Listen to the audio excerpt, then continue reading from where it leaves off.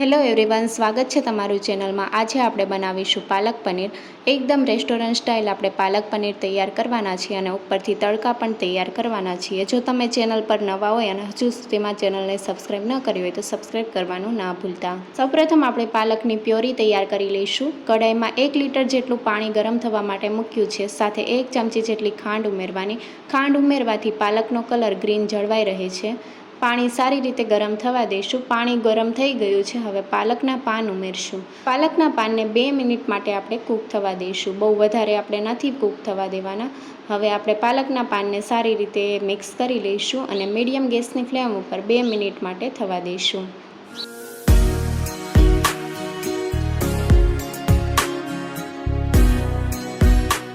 બે મિનિટ જેવું થઈ ગયું છે। હવે પાલકના પાનને આપણે ઝારાની મદદથી કાઢી લઈશું અને પાલકના પાનને હવે આપણે ઠંડા પાણીમાં ઉમેરી દઈશું, જેથી કુકિંગ પ્રોસેસ સ્ટોપ થઈ જશે। તો ઠંડા પાણીમાં આપણે 1 મિનિટ માટે રહેવા દઈશું। 1 મિનિટ જેવું થઈ જાય એટલે ઠંડા પાણીમાંથી આપણે કાઢી લઈશું। પાલકની પ્યોરી તૈયાર કરવા માટે મિક્સર જારમાં પાલકના પાન ઉમેરશું। પાણી નથી ઉમેરવાનું, પાલકના પાન ઉમેરી દીધા છે। હવે થોડા કોથમીરના પાન ઉમેરશું। સાથે 2 લીલા મરચાં ઉમેરશું। તીખાશ તમે તમારા ટેસ્ટ મુજબ ઓછી વધારે કરી શકો છો અને પાણી ઉમેર્યા વગર પ્યોરી તૈયાર કરી લઈશું। પાલકની પ્યોરી તૈયાર છે, તમે જોઈ શકો છો એકદમ સ્મૂથ પ્યોરી તૈયાર થઈ છે।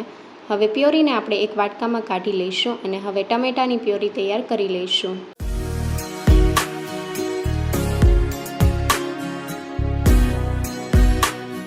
મિક્સર જારમાં 2 મીડિયમ સાઇઝના ટમેટાને મોટા ટુકડામાં કાપીને ઉમેરશું અને ગ્રાઇન્ડ કરી લઈશું। ટમેટાની પ્યોરી બનાવતી વખતે તમે ગરમ પાણીમાં ટમેટાને થોડી વાર માટે કૂક પણ કરી શકો છો, પણ મેં આ રીતે કાચા ટમેટા લીધા છે અને એકદમ સ્મૂથ પ્યોરી તૈયાર થઈ ગઈ છે। પાલક પનીર બનાવવા માટે વજનમાં 200 ગ્રામ જેટલું પનીર લીધું છે।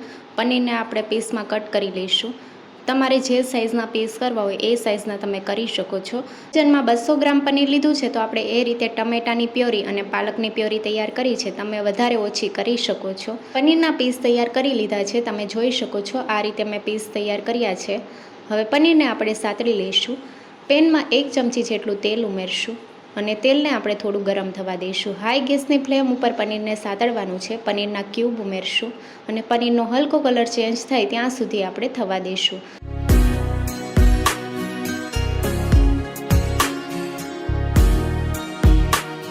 પનીરનો હલકો કલર ચેન્જ થવા લાગ્યો છે, તમે જોઈ શકો છો। ગેસની ફ્લેમ હાઈ રાખવાની છે અને પનીરને સારી રીતે આપણે સાતળી લઈશું। તો પનીરને બહુ વધારે આપણે કલર ચેન્જ નથી થવા દેવાનો।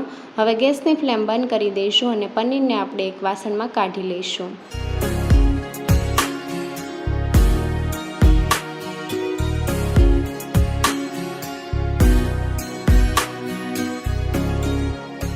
પેનમાં 1 ચમચી જેટલું તેલ છે અને હવે 2 ચમચી જેટલું તેલ ઉમેરશું।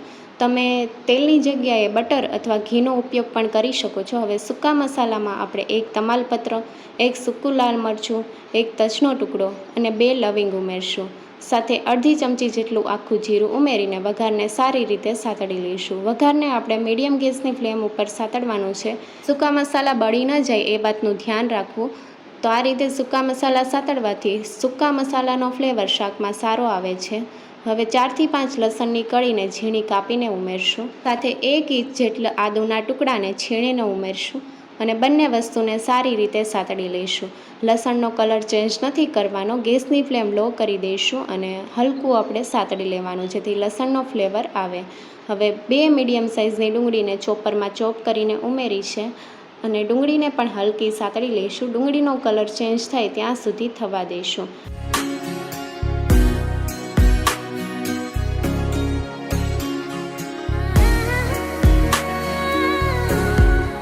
ડુંગળીનો કલર ચેન્જ થઈ ગયો છે। હવે ટમેટાની પ્યોરી ઉમેરશું।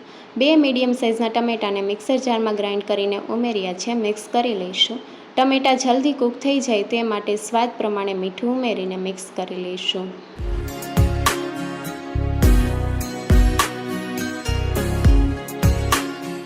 ટમેટાની પ્યોરીને આપણે 3 થી 4 મિનિટ માટે ઢાંકણ ઢાંકીને થવા દઈશું, જેથી ટમેટાની પ્યોરી સારી રીતે કૂક થઈ જશે। 4 મિનિટ જેવું થઈ ગયું છે, ઢાંકણ ખોલી લઈશું। ટમેટાની પ્યોરી સારી રીતે કૂક થઈ ગઈ છે, તમે જોઈ શકો છો. હવે પાણીનો ભાગ પણ બહુ વધારે નથી. તો હવે મસાલામાં 1/4 ચમચી જેટલી હળદર પાવડર બહુ વધારે નથી ઉમેરવાની. સાથે 1 ચમચી ધાણા જીરું પાવડર, 1 ચમચી શેકેલા જીરાનો પાવડર. જો તમારે ન ઉમેરવું હોય તો તમે સ્કીપ પણ કરી શકો છો. સાથે 1 ચમચી કાશ્મીરી લાલ મરચું પાવડર ઉમેરશું. તીખાશ તમે તમારા ટેસ્ટ મુજબ ઓછી વધારે કરી શકો છો. બધા મસાલાને આપણે ગ્રેવીમાં સારી રીતે મિક્સ કરી લઈશું. મસાલામાંથી તેલ છૂટું પડે ત્યાં સુધી થવા દઈશું. તમે જોઈ શકો છો મસાલાને ગ્રેવીમાં સારી રીતે મિક્સ કરી લીધા છે અને તેલ પણ છૂટું પડવા લાગ્યું છે. તો હવે 1 ચમચી કસૂરી મેથીને ક્રશ કરીને ઉમેરશું. જો તમારે દહીં ઉમેરવું હોય તો તમે આ સમયે 2 ચમચી જેટલું દહીં ઉમેરી શકો છો. દહીં તમારે મોળું લેવાનું. જો ખાટું દહીં ઉમેરશો તો શાકનો ટેસ્ટ ખરાબ થઈ જશે, એટલા માટે મોળું દહીં 2 ચમચી જેટલું ઉમેરવાનું. મસાલા સારી રીતે કૂક થઈ ગયા છે. હવે પાલકની પ્યોરી ઉમેરીને મિક્સ કરી લઈશું. પાલકની પ્યોરીને ગ્રેવીમાં સારી રીતે મિક્સ કરી લઈશું. પાલકની પ્યોરીમાંથી તેલ છૂટું પડે ત્યાં સુધી આપણે થવા દઈશું. 2 થી 3 મિનિટ માટે મીડિયમ ગેસની ફ્લેમ ઉપર થવા દઈશું, જેથી સારી રીતે કૂક થઈ જશે.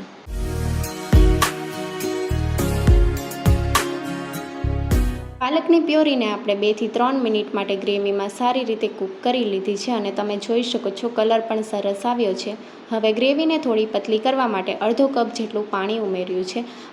ગ્રેવી તમારે જે રીતે પતલી કરવી હોય એ રીતે તમે પાણી ઓછું વધારે કરી શકો છો. હવે 1 ચમચી જેટલો પાલક પનીર મસાલો ઉમેરશો. જો તમારી પાસે પાલક પનીર મસાલો ન હોય તો તમે તેની જગ્યાએ અડધી ચમચી જેટલો ગરમ મસાલા પાવડર પણ ઉમેરી શકો છો. સારી રીતે મિક્સ કરી લઈશું અને તેલ છૂટું પડે ત્યાં સુધી થવા દઈશું. ગ્રેવીમાંથી તેલ છૂટું પડવા લાગ્યું છે. હવે આ સમયે આપણે 2 ચમચી મલાઈ ઉમેરશું. મલાઈને સારી રીતે મિક્સ કરી લઈશું. મલાઈની જગ્યાએ તમે ફ્રેશ ક્રીમ પણ લઈ શકો છો. મલાઈને આપણે ગ્રેવીમાં સારી રીતે મિક્સ કરી લીધી છે અને હવે આ સમયે આપણે પનીરના ક્યુબ ઉમેરશું. પનીરના ક્યુબને હલકા સાતડીને ઉમેર્યા છે. રેસ્ટોરન્ટમાં પનીરને સાતડીને ઉમેરે છે, એટલે આપણે એ રીતે બનાવ્યું છે. તમે જો સાતડિયા વગર પનીર ઉમેરતા હોય તો તમે એ રીતે પણ ઉમેરી શકો છો. પનીરને આપણે ગ્રેવીમાં 1 મિનિટ માટે થવા દઈશું, જેથી ગ્રેવીનો ફ્લેવર પનીરના ક્યુબમાં સારી રીતે આવી જશે.